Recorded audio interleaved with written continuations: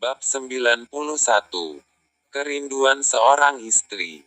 Walau sang ibu telah mendengarkan musibah yang sedang menimpa Velti dari suaminya, namun ia tetap ingin mendengarkan langsung cerita yang sebenarnya dari Velti.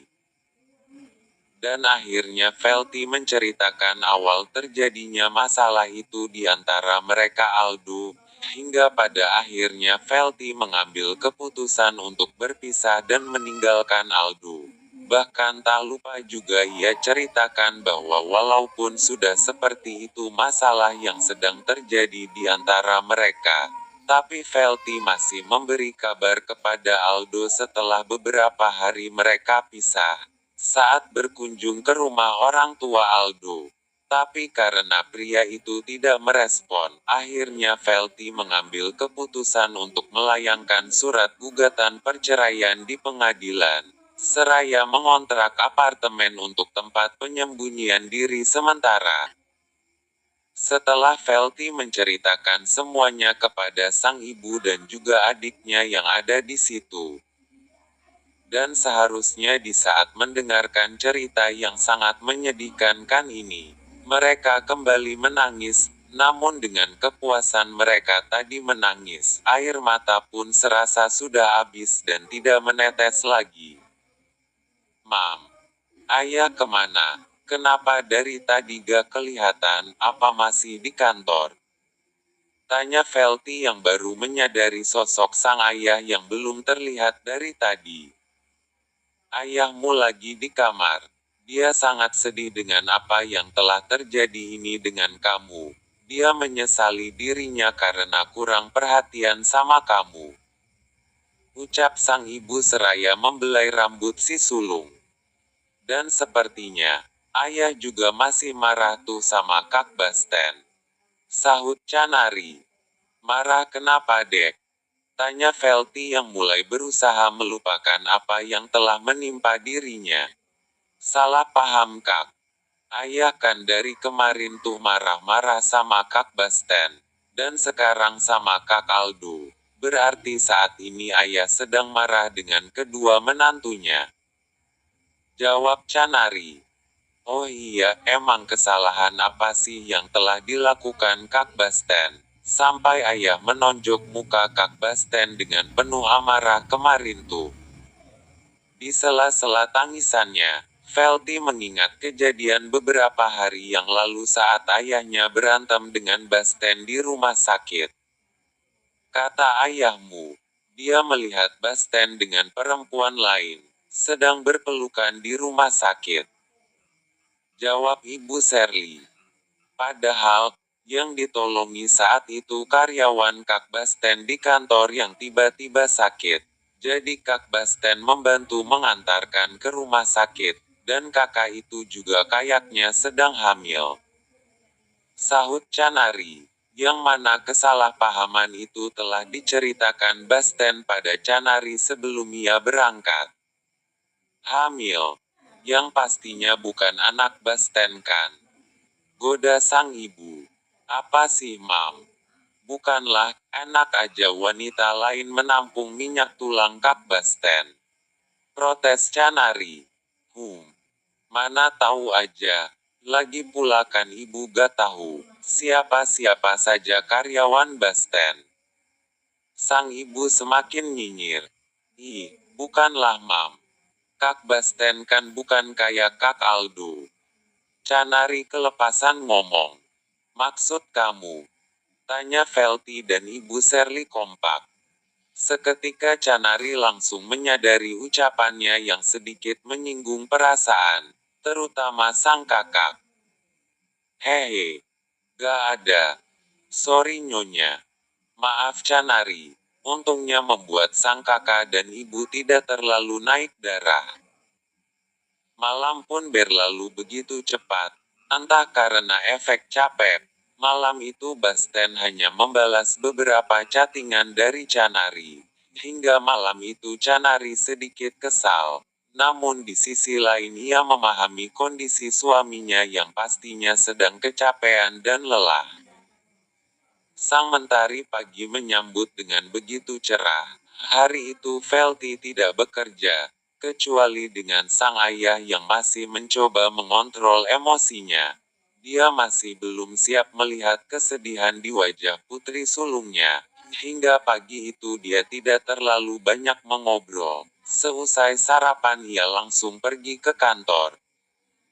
Sementara yang lainnya memilih untuk mencari kesibukan di kediaman Pak Aguso. Pagi itu mereka sengaja berencana memasak kue sebagai aktivitas mereka, seraya menghibur hati Velty yang sedang hancur.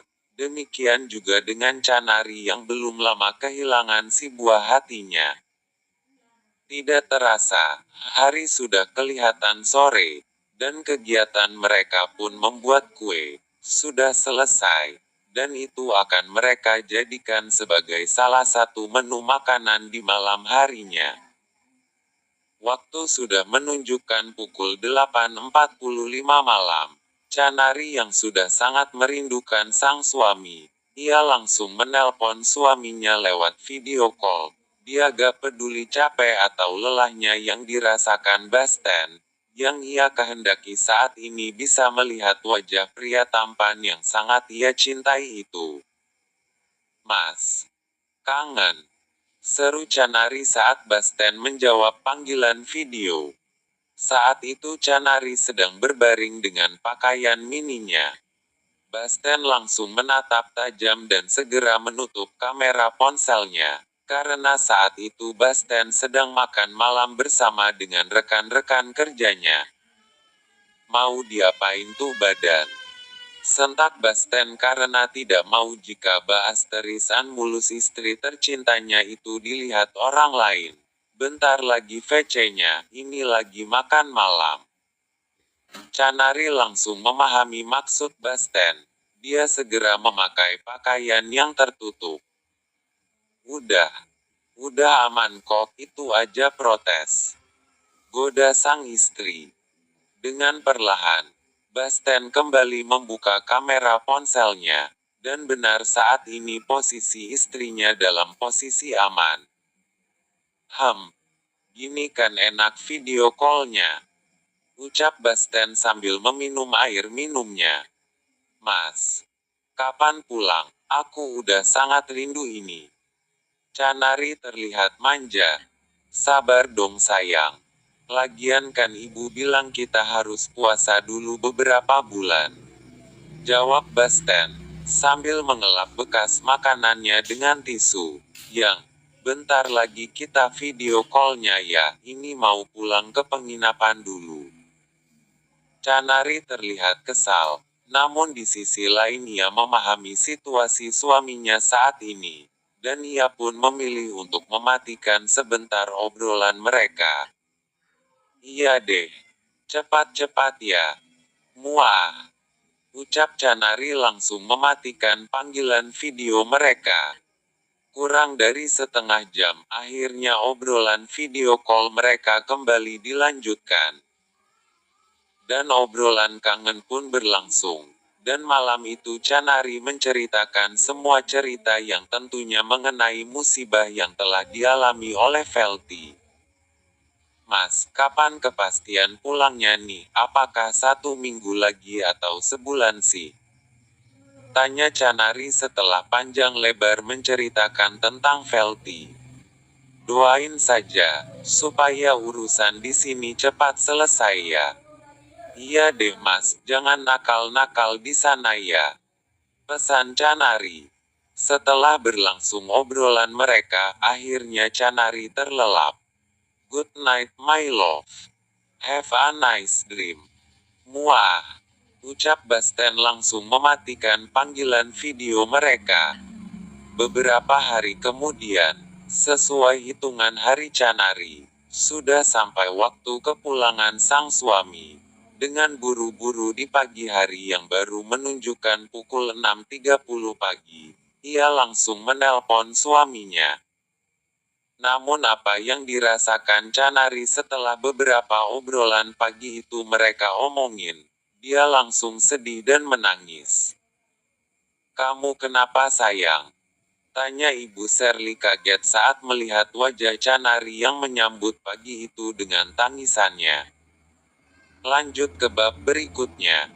Maaf sahabat-sahabat Marcel, hari ini kita terlambat up karena Marcel lagi kurang sehat.